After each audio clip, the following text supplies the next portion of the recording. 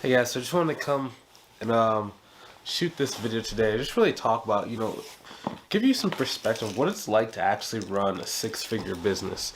So it's funny, when I was first getting started, this is even before I started my accounting firm in 2014. This is like back in like 2011, 2012.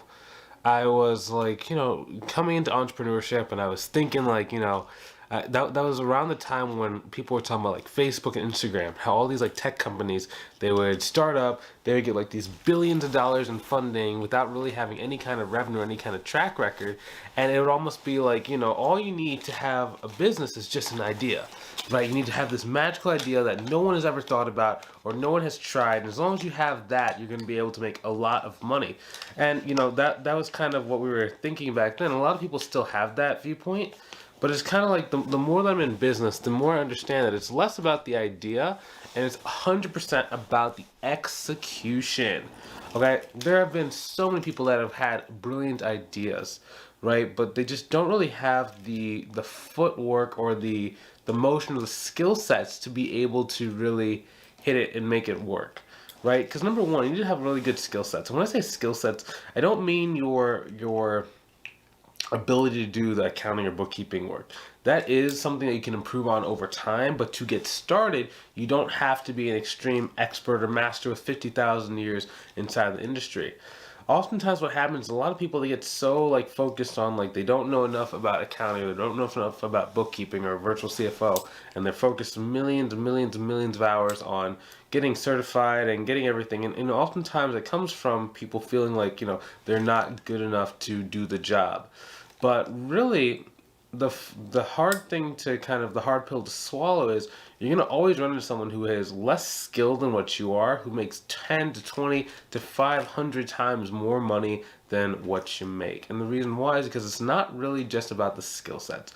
I'll even kind of put an analogy. So oftentimes you'll see like a lot of people want to be like singers or rappers or dancers or musicians, right? And they think that just having the best product, so the best rap music, the best album, is the thing that's going to make them get famous. Versus whenever you hear someone who's like a really, really high level artist, for example, like a Rick Ross or who are some good ones? Rick Ross is just the easiest one to kind of talk about nowadays because he wrote this documentary book, and he was saying when he was coming up, he had these like great like skill sets. Like he would just be like having like these really fast lyrics. It would be like masterful, but no one really cared. And it wasn't until he actually made it more simple and made it for more of like a general mass market audience and really focused on marketing and building his fan base that he was able to actually start, making waves and start getting successful.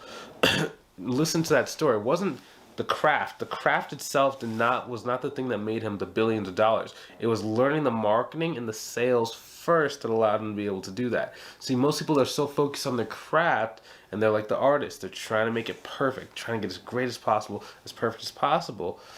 But they never go and get to the market. They never go and tell people about their business. They never go and try and ask people to, give them money. And when you're starting out, oftentimes it's because, maybe we're fearful about getting rejected, or we're fearful about, like telling people about the business. And, what happens if it doesn't work out? Then everyone knows that I failed. And I mean, I've been there before, right? I failed in my business. And for my accounting firm, I failed it. For 6 months straight. And that was my second business because my first business was e-commerce, and that failed too. So it's just like, So if you want some help growing your business and, you're tired of really banging your head against the wall and trying to figure this stuff out on your own, I recommend you go ahead and click on the link inside the description below. It's going to have like a link to my calendar so you can choose a time to speak to me at a time that fits your earliest convenience. Now, also what it has is like a form for you to fill out some questions, just so that when we get on the phone, I'll know exactly where you are right now, and we'll be able to jump into the strategy to make sure that I can help you out. Because again, I don't take on a huge amount of people. I am very selective with this program because, again, I am running my accounting firm, so I do need to make sure that, the people that we do bring on have the highest percentage of success, so that I don't have to deal with, like, people who are complaining or disgruntled. Because, I've worked too hard to build a reputation in the industry to have a lot of disgruntled people inside of my program. So, we have to make sure it's a good fit. Because if I don't think you can actually go and make, $10,000, $20,000 a month, unfortunately, unfortunately, unless your goal is to make like $5,000 or $2,000 a month, I generally don't accept people into the program unless I believe that you guys have the potential to do what I tell you and to make money from it. So if that's you, I'll see you inside on the call. If you're not quite ready yet, that's okay too. Come back when you are ready. Let's get this thing moving. Until I see you next time, either on the call or in the next video, have a great rest of your day. Take it easy.